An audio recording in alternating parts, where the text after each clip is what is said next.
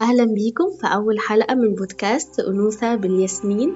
البودكاست اللي هنتكلم فيه من قلبنا عن الأنوثة الحقيقية، عن مشاعرنا، عن الحاجات اللي ساعات بنخاف نعبر عنها أو حتى نفهمها.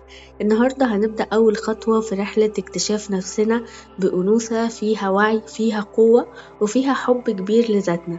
في البداية حابين حضرتك تعرفينا أكتر عن لايف كوتش ياسمين عبد العزيز. أهلا يا نيرة. أنا سعيدة جدا إن أنا بعمل معاكي البودكاست ده. إن شاء الله كده ربنا يجعله بالنفع لكل من هتسمعه وتستفيد منه. أنا ياسمين عبد العزيز، أخصائي صحة نفسية وإرشاد أسري وعلاج سلوكي معرفي. أكتر جانب بهتم بيه من جانب علم النفس هو جانب العلاقات وتنمية المهارات للأطفال. شغوفة جدا بالجانب ده، عشان كده بحب أتكلم دايما يكون كلامنا أكتر موجه للإناث والأمهات. تمام، رائع جدا.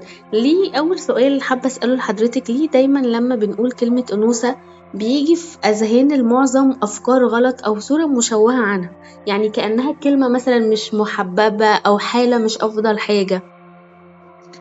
حلو جدا. الفكرة ان احنا اول ما بنسمع المفهوم ده بيخطر على ذهننا اللي احنا ممكن يكون جايين بيه من الموروث، او اللي بينقله لنا الاعلام زمان، او اللي ممكن يكون اغلب وجهة النظر المجتمع الخاطئة عن المعنى ده بتنقله لنا. زي مثلا ان الانوثة ضعف، وان انت لازم تكوني تابعة لحد تاني، او دايما طول الوقت انت تابعة ان حد يتولى امرك. او الانوثة هي الشكل الخارجي، سواء كان المظهر، الصوت، المشية، اللبس. أو بعض الناس بتتوقع إن الأنوثة دي هي الضعف والصوت الواطي، وإن أنت ما يكونش عندك قرار عن نفسك أو حاجة أنت تكوني متحملة مسؤوليتها. أنت دايما بتكوني حد تاني هو اللي متحمل مسؤوليتك، أو حد تاني، لأن أنت أنثى وأنت دايما مسؤولة من كده. أو زي ما بقولك، هو بيكون فكرة عامة ممكن تكون جاية لنا من الموروث، أو تكون جاية لنا من الإعلام الخاطئ، أو تكون جاية في أذهاننا إن هي بتعبر عن سواء شكل خارجي، سلوك خارجي، طريقة في الكلام والمشي والصوت واللبس، أو حتى كانت طريقة في المعاملات، ولكن بتتحط في إطار إن هو ليه علاقة إن الأنثى هي ممارسات ضعيفة، أو إن هي كائن ضعيف وليه دايما تابعية لحد تاني. فالشكل ده ممكن يكون هو اللي بيخطر على أذهاننا، فلذلك احنا بنعتبر ان لا، الانوثه مش الطف حاجه، او مش الشكل اللي ممكن اقدر امارس بيه حياه متزنه ليا واقدر احقق من خلاله حاجه. لا، ده بالعكس تماما. تمام، معنى كده ان احنا معظمنا مش عارفين حاجة عن سمات الأنوثة او عارفين عنها غلط، فمحتاجين بالظبط. بقى من حضرتك كده نبدأ في أول حلقة تعرفينا أكتر عن أهم سمات الأنوثة. طيب، حلو جدا. احنا خلينا الاول نقول ان الصوره الخاطئه اللي في اذهاننا دي هي اللي بتكون ليها علاقه بايه؟ ان الانوثه ضعف، ان الانوثه معناها الليونه في الشكل والكلام والصوت، ان الانوثه هي المظهر الخارجي الجذاب للذكور، ان الانوثه هي التابعيه، او ان الانوثه دي انعدام تماما الطاقه الذكوريه. وده في حد ذاته الحاجه اللي انا عايزه اقولها في البدايه، مم. ابدا ما كان هو ده الشكل الامثل للاتزان. مش معنى ان انا اقدر اكون انثى متزنه وبمارس سمات انوثه متزنه ان انا يكون عندي انعدام تام لطاقه الذكوره. ولكن الاتزان هنا ممكن يبدا من ان الموضوع يكون جوايا نسبيه ممارستي لسمات الانوثه، او ممارستي للطاقه الانثويه على الاقل بنسبه 80 ل 20 لطاقه الذكوره. ليه يا ياسمين؟ هو انا هحتاج في وقت من الاوقات ان انا امارس سلوكيات او طاقه ذكوريه؟ ايوه طبعا هتحتاجيها. وايوه مم. طبعا حتى الذكور المتزنه بيكون عندهم نسبه من السمات الانثويه اللي بيمارسها وبيحققها في اوقات معينه وفي مواقف معينه وفي احداث معينه، وبيكون ده بشكل متزن، بشكل جميل بيقدر ينفقه، وهي كمان تقدر تنفق بعض السمات الذكوريه اللي تحافظ على اتزانها. يعني فابدا ما كان. أفهم من حضرتك إن كل واحدة فينا ممكن يكون عندها سمة أو أكتر من سمات الذكورة، وده ما يأثرش على طاقة الأنوثة عندها؟ جدا بالظبط كده، ان طاقه الانوثه وممارستها سواء كانت او فكره ان طاقه سمات لنوع معين هي نسبيه، نسبه رقم لرقم، 80 ل 20، 90 ل 10، 70 ل 30. ولكن الاتزان هنا بيجي من امتلاكي للسمتين، ولكن كل منها ينفق على حسب النوع، على حسب الشخص نفسه بالنسبة الأعلى.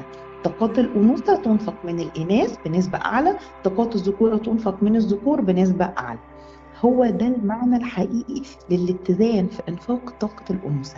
ابدا ما اقولك ان ابعدي تماما عن كل السمات الذكورية، لا، هتحتاجيها وفي مواقف معينة وفي احداث معينة، ولكن بدرجة نسبية جدا.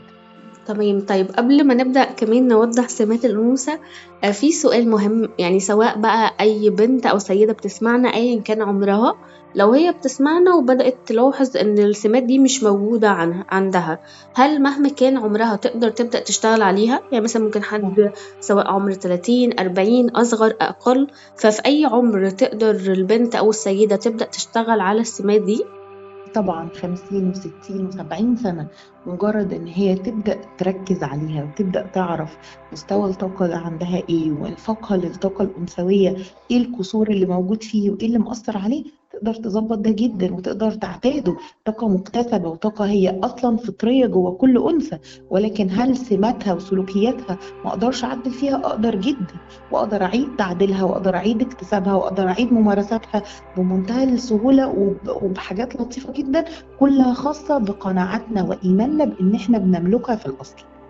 رائع جدا. طيب احنا ممكن نبدأ بأهم 3 سمات أو أول 3 سمات النهاردة، وكمان محتاجين من حضرتك توضح لنا ازاي نبدأ نطبقهم في حياتنا. طيب حلو جدا.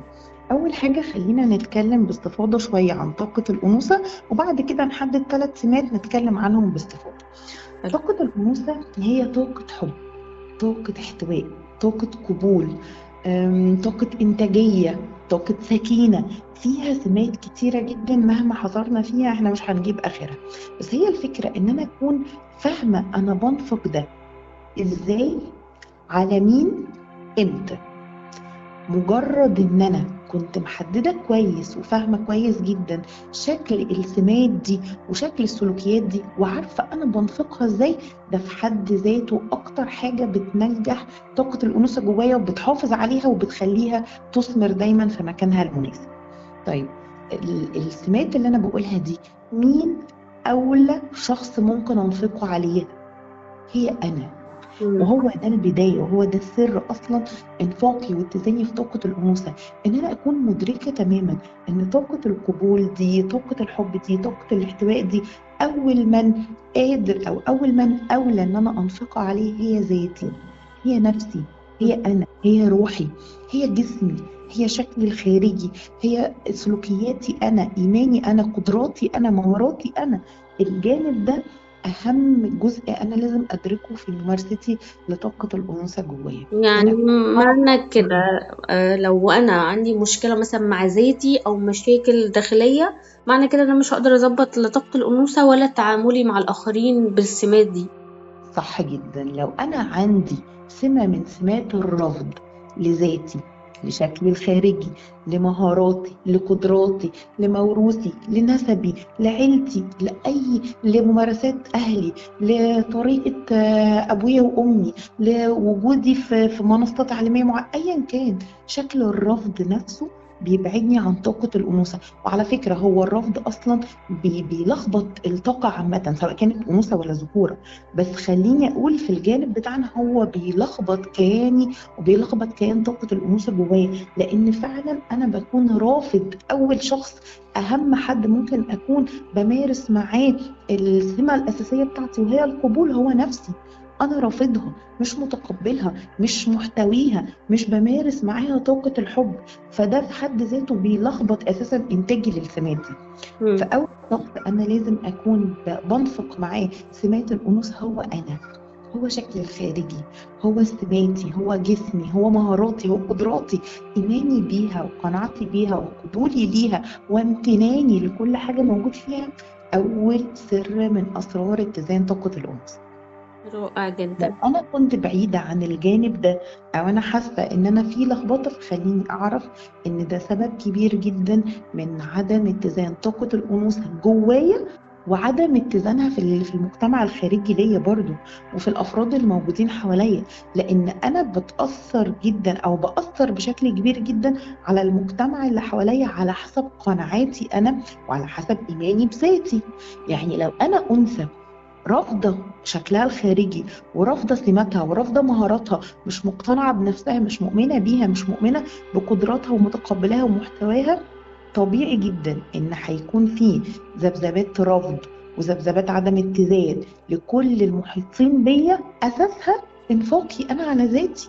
مم. فهمتيني؟ فهمت حضرتك جدا. طبيعي جدا ان يكون اهم انفاق بنفقه لسمات الانوثه على نفسي وعلى ذاتي. ولما حضرتك دلوقتي كمان ذكرتي الشكل، اجى في ذهني ان احنا برضو دايما رابطين الأنوثة بالشكل الحلو بس. احنا رابطين ان الشكل الخارجي بتاعنا بيكون محطوط له اطار معين وسمات معينه وشكل خارجي للجسد بشكل معين، وللبشره بشكل معين، وللشعر بشكل معين، ولللبس بشكل معين. هو ما فيش ابدا حاجه فيها كده، هي نسبيه جدا، نسبيه جدا، وممكن تكون بتختلف من ثقافه لاخرى، من مجتمع لاخر، من بيئه لتانيه، على حسب المتطلبات بتاعت كل حاجه منها. كوني ان انا اكون شايفاني في كل حالاتي وكل سماتي انا مقتنعه بيها ومؤمنه بيها وراضيه عنها وممتنه ليها، درجه من اهم درجات اتزان طاقه الانوثه جوايا. رائع جدا. طيب خليني احط لك كمان في نفس الجانب الخاص بالرفض اللي بيخلي طاقه الانوثه تتلخبط جوايا، هي ايضا رفض المسؤولياتي او رفض الادواري. مم. انا مش بحب رعايه الاولاد، لا لا لا، انا مش بحب تنظيف البيت، انا رافضه تماما ان انا اكون زوجه واقعد اتابع زوج واقعد اتابع اولاد واقعد اراعي، انا رافضه تماما مسؤولياتي الاجتماعيه في العائله، رغم ان كل الادوار دي هي ادوار انثويه. مم. دور الرعايه دور انثوي، دور المسؤوليه داخل الاسره تخيلي ان هو دور انثوي في حدود معين او بشكل معين او باطار انثوي، في مسؤوليات وادوار هي في الاصل انثويه، رفضي ليها، رفضي لدوري انا كانثى اللي انا ممكن اكون بعداه كل البعد او مش مدركاه بشكل واعي، يخلي طاقه الانوثه جوايا تتلخبط. مم. حلو طاقه جدا. الانوثه طاقه رعايه، ورفضي ليها او رفضي للجانب ده او للدور ده بيلخبط جوايا اتزاني او بيلخبط جوايا طاقه الانوثه. تمام، يعني احنا ممكن نقول ان اول سمة من سمات الأنوثة هي الرعاية. أول سمة من سمات الأنوثة هي القبول، إن أنا القبول. أكون متقبلة كل بقى الميكس اللي إحنا قلناه مع بعض، الخاص بيا، بشكلي، بمهاراتي، بقدراتي، بأدواري، بمسؤولياتي، حتى بسماتي، إن أنا أكون عارفة إن أنا أنثى من رب العالمين، هو خلقني أنثى، إداني السمات، وحتى امتناني للسمات ده وقبولي بيها من أهم الحاجات اللي بتخلي الطاقة دي طاقة منتجة جدا، طاقة قوية جدا. أنا أكون فاهمة إن من سماتي المرونة مثلا، وإن المرونة دي طالما هي من سمات الإناث اللي ربي فطرني عليها، إذا هي صفة قوية جدا قادرة إنها تغير الكون حواليها وترتبه وتعدله للأنسب. كل ما كان إيماني أعلى بكل اللي ربنا أنعم عليا بيه وفطرني بيه، وإن هو دايما في صالحي، وإن هو في صالح إن أنا أنتج في المجتمع وأنتج في حياتي وأنتج في أدواري، كل ما اتزنت جوايا طاقة الأنوثة. طب امتى الأنثى تعرف ان عندها خلل في صفة او في سمة القبول؟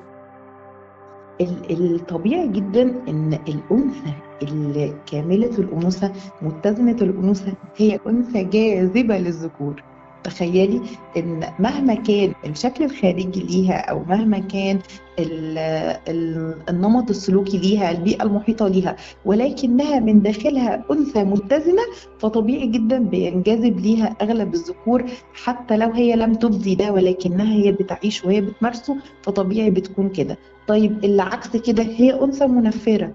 أنا مم. مش بحط بقى في الذكور الجانب الخاص بالذكور معايا، سواء شريك الحياة أو اللي معايا في علاقات، لا، بشكل عام، مم. بشكل عام، ان هتلاقي في رفض كتير من الذكور المحاطين بيها في مجتمعها، في العمل، في مجتمعها، في العائلة، في مجتمعها، في الحياة العامة، هتلاقي فيه رفض كتير. طيب هي ده لان هي اساسا بتنفق ده على نفسها. طيب ايه كمان تعرف منه الانثى ان هي انثى غير متزنه؟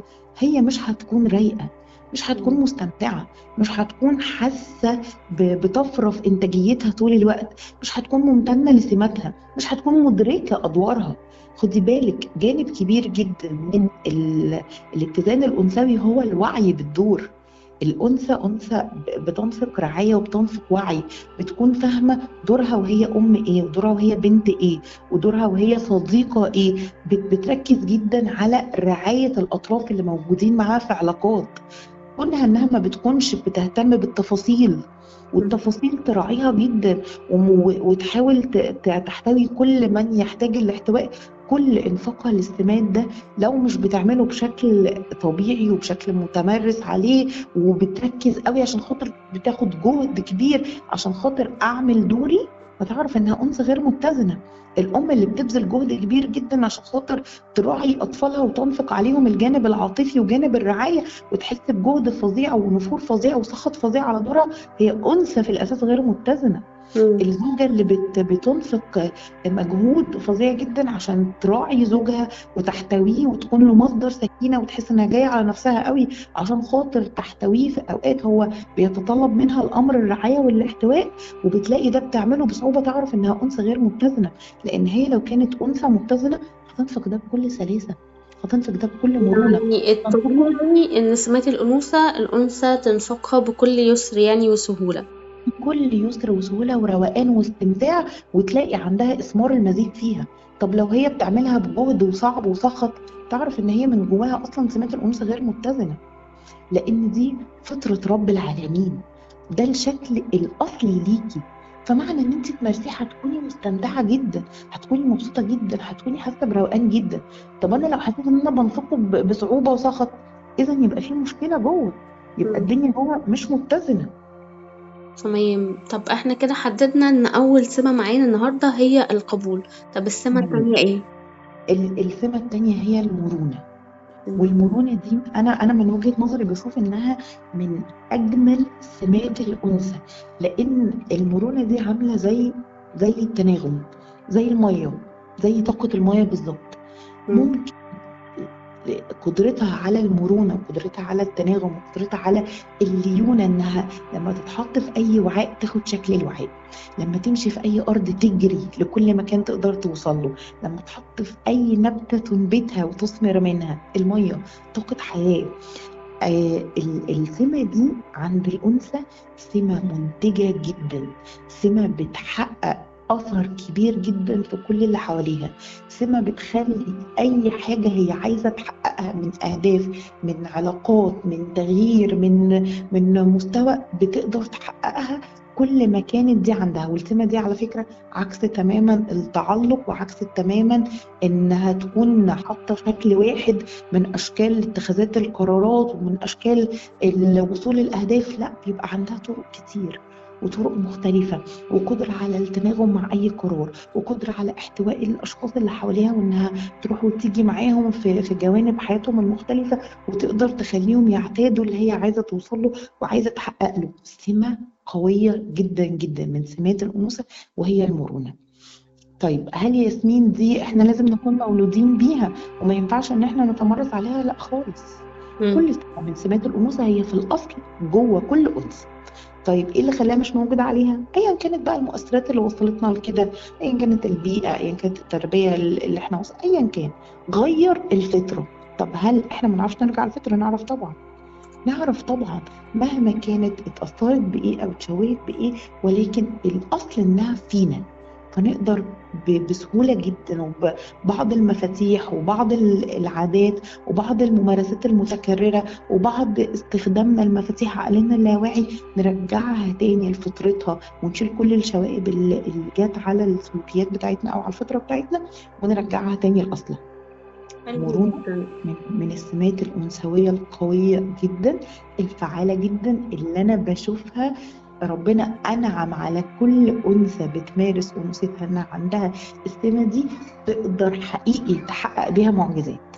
طب محتاجين من حضرتك توضح لنا مثال أكتر من الحياة.